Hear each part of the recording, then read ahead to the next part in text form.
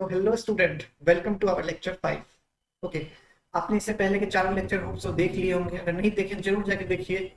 आपके concept boosting के लिए बहुत इंपॉर्टेंट और आपके एग्जाम्स के लिए तो बहुत ज़्यादा इंपॉर्टेंट है। काफ़ी अच्छे से उन चारों लेक्चर्स को डिज़ाइन किया गया है। तो हम नियरली एनएलएम और फ्रिक्शन पे भी डिस्कस कर ही चुके थे और उस दिन हमने कुछ क्वेश्चन सर्कुलर मोशन के भी लिए थे। आज हम फिर से कुछ नए क्वेश्चन सर्कुलर मोशन के लेंगे। आज का जो पूरा का पूरा लेक्चर है वो कंप्लीटली सर्कुलर मोशन को डेडिकेटेड हो। ठीक है, सो लेट्स स्टार्ट। ठीक है, तो आज का हमारा टॉपिक क्या है? Circular motion and banking. देखो, आज जो हमने क्वेश्चंस लिए हैं ना, वो ज्यादातर जेईई मेंस 2021 के क्वेश्चंस है। एडवांस में बहुत कम क्वेश्चन पूछे गए सर्कुलर मोशन से, और जो पूछे गए वो 2000 से पहले के ज्यादातर वो आउटडेटेड क्वेश्चन है, इसलिए मैंने एडवांस का क्वेश्चन आज इंक्लूड नहीं किया। हाँ, बट मेंस 2021 से लेकर 2018 तक के मैक्सिमम क्वेश्चंस मैंने इंक्लूड किया है। आपको बहुत कुछ सीखने को मिलेगा और आपको पता भी चलेगा कि एग्जैक्ट लेवल मेंस का क्या होता है। चलो, हमारा पहला क्वेश्चन आ चुका है। सो क्वेश्चन को आप रीड करो और खुद से एक बार बनाने का ट्राई करो। ओके, होप्स आपने ट्राई कर लिया होगा। चलो देखो, क्वेश्चन में क्या कह रहा है कि एक सर्कुलर ग्रुप है। ग्रुप समझते हो ना? एक ग्रुप ऐसा कुछ होता है। मान लेते हैं ये इस तरह से है, एक सर्कल है। एक सर्कल कुछ ऐसे है, तो और यहाँ पे इस तरह से एक ब्लॉक या बॉल है कुछ भी। तो इसी पूरे सेक्शन को हम ग्रुप बोलते हैं। ठीक है ना? इसी पूरे सेक्शन को ग्रुप बोलते हैं। Okay, very good.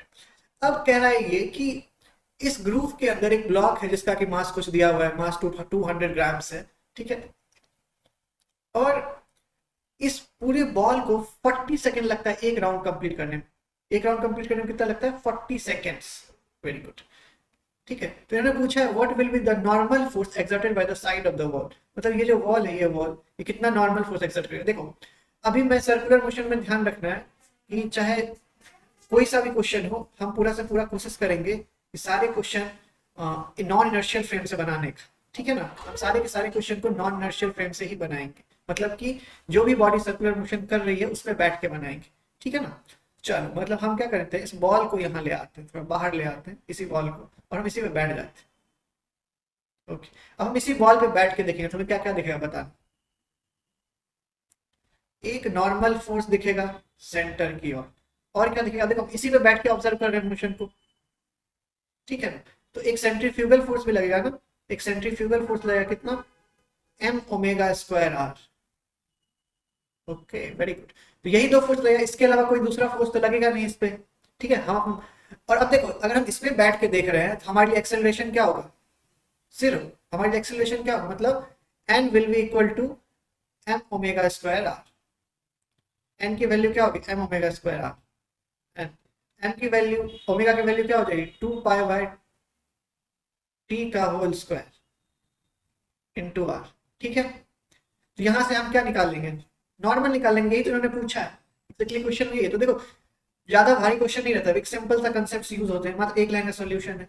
M put कर दो 0.2, ये हो गया 4 पाई स्क्वायर। आर की वैल्यू उन्होंने दे रखी है 0.2 metre.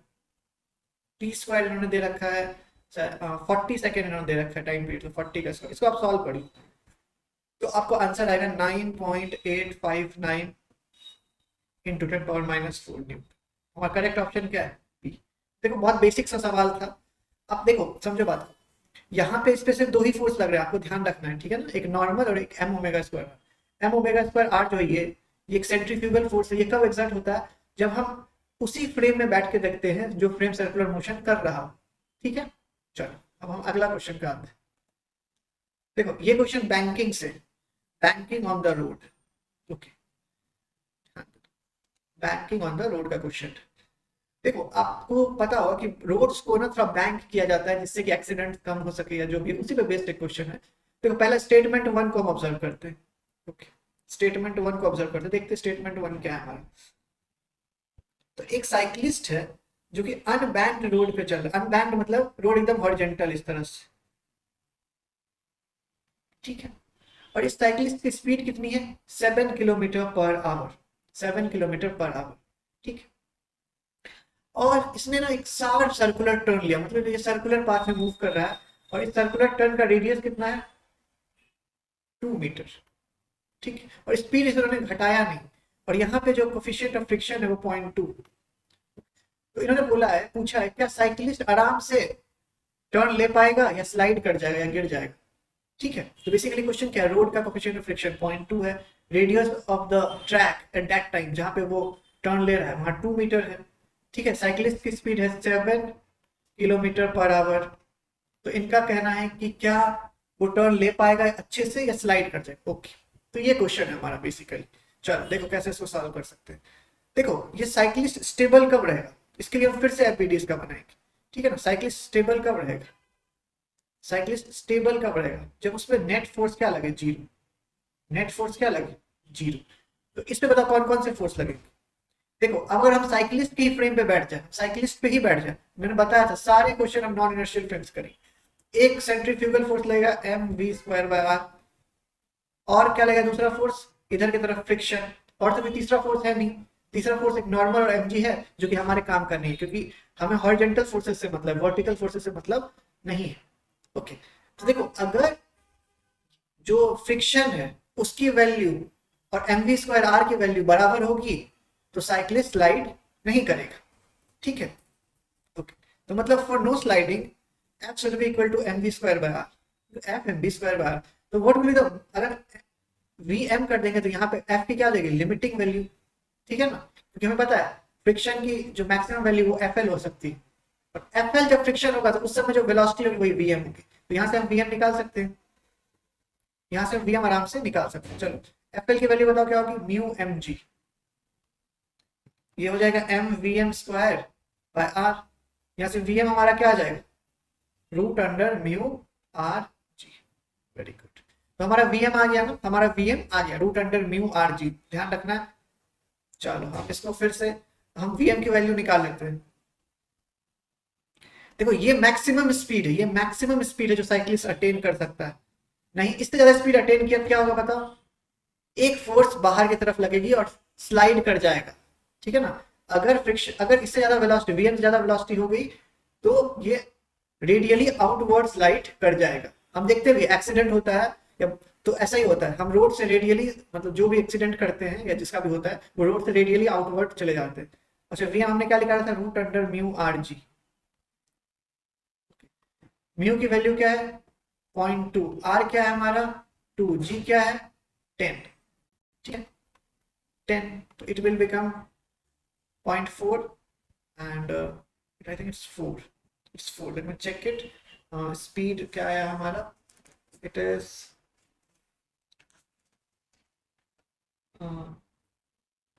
it's 3.92 meter per second. Okay, it's 3.92 meter per second. Actually क्या है ना, यहाँ पे इन्होंने थोड़ा सा इसको 9.8 ले लिया, कुछ नहीं कर सकते, हमें भी इस हिसाब से सॉल्व करना पड़ेगा। Let me check the solution, इसको मैथमेटिकली मैं देख लेता हूँ। 3.92 ठीक, 3.92 मीटर पर सेकेंड। ओके, अब आप क्या करो, स्पीड ऑफ साइकिलिस्ट थी कितनी, 7 × 5/18। ठीक है ना, 7 × 5/18 इट्स 35/18। तो अब देखो स्पीड ऑफ साइकिलिस्ट नियरली 2 के आसपास, और जो मैक्सिमम वेलोसिटी वो क्या है 3.92, मतलब साइकिलिस्ट आराम से जा सकता है, नियरली आधी वेलोसिटी है साइकिलिस्ट की, मतलब साइकिलिस्ट को कोई दिक्कत नहीं होगा। हाँ, और साइकिलिस्ट की वेलोसिटी अगर 4 मीटर पर सेकंड होती, 5 मीटर पर सेकंड होती तो हो सकता, तो मतलब हो सकता है कि तभी स्लाइड कर जाता किधर, रेडियली आउटवर्ड। ओके, तो ये था, मतलब हमारा statement 1 correct, cyclist will not slip and pass the curve, this is true. ठीक, चलो अब सेकंड स्टेटमेंट को जज करते हैं। तो जो हमारा सेकंड स्टेटमेंट है कुछ, लेट्स सी क्या हो सकता है। अब ध्यान देना, इस बार जो रोड है ना वो बैंक्ड रोड, क्या है बैंक्ड, बैंक्ड मतलब रोड इस तरह से है कुछ ऐसे करके, अब जाके और साइकिलिस्ट ऐसे करके आगे की तरफ जा रहा है। ठीक है ना, इधर को जा रहा है, आगे की तरफ जा रहा है, इधर कितने एंगल पर बैंक्ड है 45 डिग्री पे। तो इन्होंने बोला है कि अब साइकिलिस्ट ने अपनी स्पीड कर दी है 18.5 kilometre per hour, 18.5 kilometre per hour. अब स्पीड ऑफ साइकिलिस्ट क्या है 18.5 km पर आवर। तो इन्होंने पूछा है क्या इस समय, अब म्यू की वैल्यू 0.2 अभी भी उतनी है, क्या इस समय साइकिलिस्ट स्लाइड करेगा या साइकिलिस्ट अच्छे से जा पाएगा। अब देखो, तो आप बोलोगे हमारा जो याद है पुराना आंसर क्या था, मैक्सिमम स्पीड का 3.92, ये तब था विदाउट एनी बैंकिंग। अब बैंकिंग हो जाता है तो मैक्सिमम स्पीड क्या होगी, देखो मैं इसको चाहूँ तो एमबीडी से डिराइव भी कर सकता हूँ, बट मैं आपको एक बहुत इंपॉर्टेंट एडवाइस दूंगा कि आपको ये फॉर्मूला याद ही कर लेना। ये फॉर्मूला याद रखना, R G root under mu plus ten theta and 1 minus mu ten theta. This is the speed of max, this is the maximum speed. ये फॉर्मूला बहुत इंपॉर्टेंट है। इंस्टेड आप डिराइव करोगे एफबीटी से बहुत टाइम लगेगा, आप इस फॉर्मूले को एकदम याद रख लो, आपका बैंकिंग का 95% प्रॉब्लम सॉल्व हो जाएगा। अगर मान लो फ्रिक्शन नहीं है तो म्यू की वैल्यू 0 हो जाएगी, अगर बैंकिंग नहीं है तो थीटा की वैल्यू क्या हो जाएगी, 0। ठीक है ना। अब देखो यहाँ पे पुट थीटा 0 कर दो, देखना वीएम आ जाएगा आपका root under mu R G. याद है पिछले बार हमारा वीएम यही था। तो मतलब ये फॉर्मूला इतना इंपॉर्टेंट है, पिछले बार हमारा बैंकिंग नहीं था, मतलब थीटा की वैल्यू 0 थी, तो VM root under mu R G आ जाएगा इस फॉर्मूला से। और हमने जो एमबीडी बनाया था उससे भी root under mu R G आया। मतलब सोचो ये फॉर्मूला कितना इंपॉर्टेंट, ठीक है ना। इस फॉर्मूले को आप एकदम अच्छे से याद रख लो, root R G root under mu plus ten theta 1 minus mu tan theta.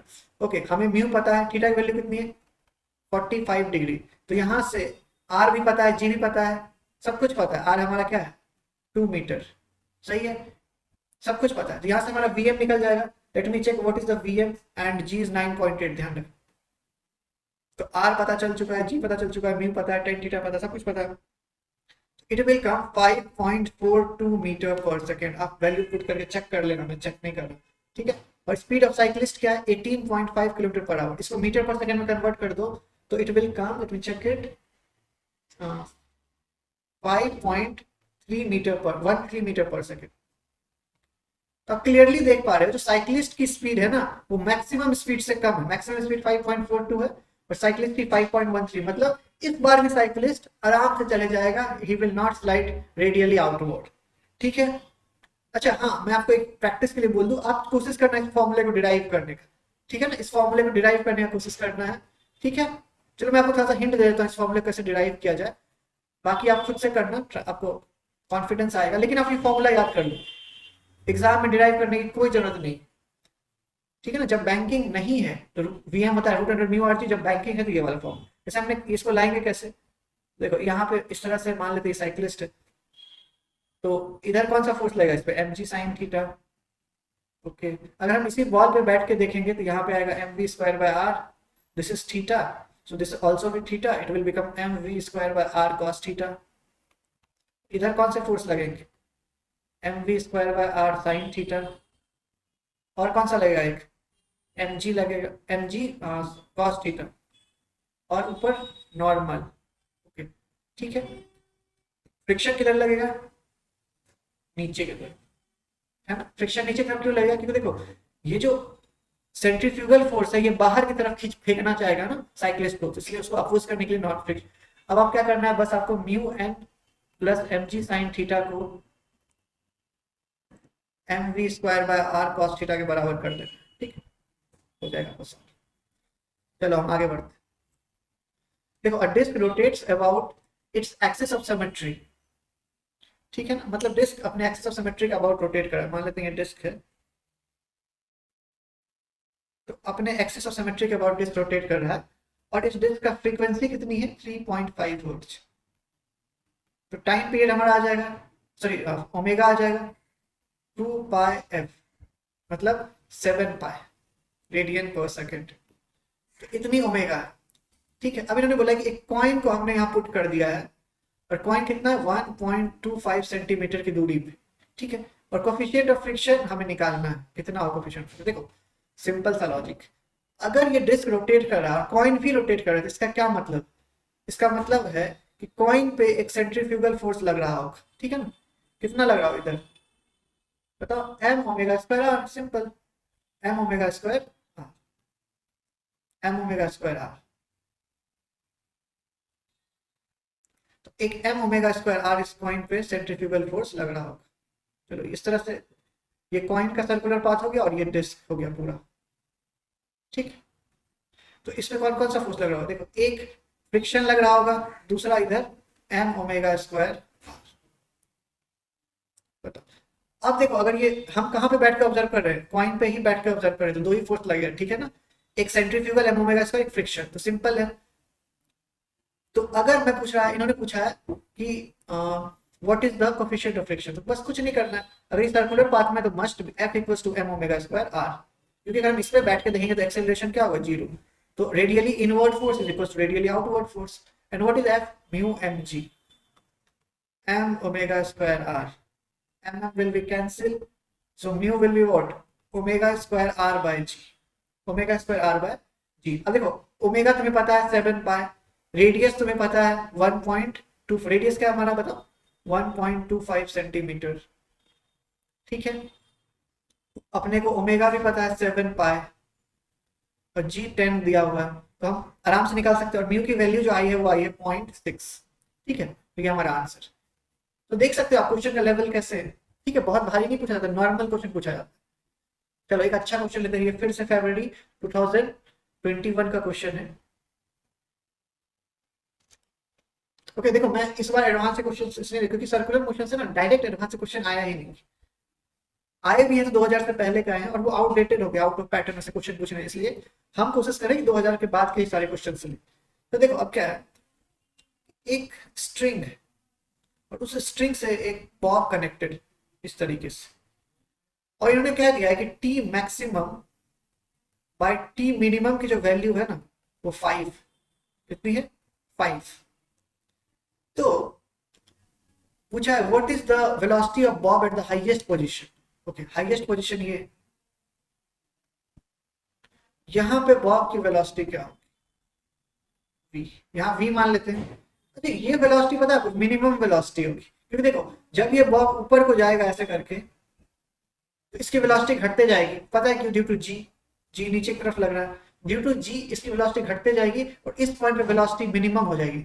यही इन्होंने मिनिमम वेलोसिटी की वैल्यू पूछी है एक्चुअली, ठीक है ना, क्वेश्चन यही है। और यहाँ पे v क्या होगा, मैक्सिमम जो भी v है, मुझे नहीं पता यहाँ v कितना है, ठीक है, चलो लेट्स सॉल्व इट। और इन्होंने टी मैक्स, अच्छा टी मैक्स कब होगा बताओ, यहाँ पे जो टेंशन होगा ना, ये टेंशन, और यहाँ पे टेंशन भी कुछ होगा, क्या ये टेंशन सेम होगा, नहीं ये टेंशन सेम नहीं होगा, लेट्स सी, ये टेंशन एक्चुअली मैक्सिमम टेंशन होगा और ये टेंशन मिनिमम होगा। अब यहाँ पता चल जाएगा क्यों, देखो एबीडी बनाओ, यहाँ क्या आएगा एम जी, इसी पे बैठ के देखेंगे, मैंने हमेशा से बोला है सारे मोशन यहीं से बैठ के देखो क्या आएगा, M V square by R. अब यहाँ क्लियरली देख पा रहे हो जो टेंशन है वो किसके बराबर है, M G plus M V square by R. Okay चलो, अच्छा यहाँ पे भी बना दो एबीडी, एक एम जी नीचे और M V square by R ऊपर, ठीक है। तो यहाँ से हमारा टी मिनिमम, टी आ जाए कितना, M V square by M V minimum square by R minus M G, ये आ जाएगा ना। अब क्लियरली आप देख सकते हो ये वैल्यू सबसे ज्यादा होगी पूरे मोशन में और ये वैल्यू सबसे कम होगी, इससे बड़ा वैल्यू आपको कभी नहीं मिलेगा चाहे आप कुछ भी कर लो, इससे छोटा वैल्यू कभी नहीं मिलेगा चाहे आप कुछ भी कर लो, ठीक है। अब इन्हीं का रेशियो हमें पता है, इन्हीं का रेशियो हमें पता है, ठीक है, इन्हीं का रेशियो हमें पता है कितना 5, T max bye T mean is 5। अब हम क्या करते हैं, v और v मीन में, मिनिमम में ये वेलोसिटी और इस वेलोसिटी में एक रिलेशन निकालते हैं, तभी हम इसको सॉल्व कर पाएंगे इस इक्वेशन। v मैक्स कैसे निकलेगा जरा बताना, v मैक्स और v, देखो कभी भी एक पॉइंट पे वेलोसिटी पता हो दूसरे पॉइंट पे निकालना हो, हमेशा वर्क एनर्जी थ्योरम का यूज करो, वर्क एनर्जी थ्योरम लगा देते हैं। चलो हम रेफरेंस यहाँ पे ये ले लेते हैं, दिस इज द रेफरेंस।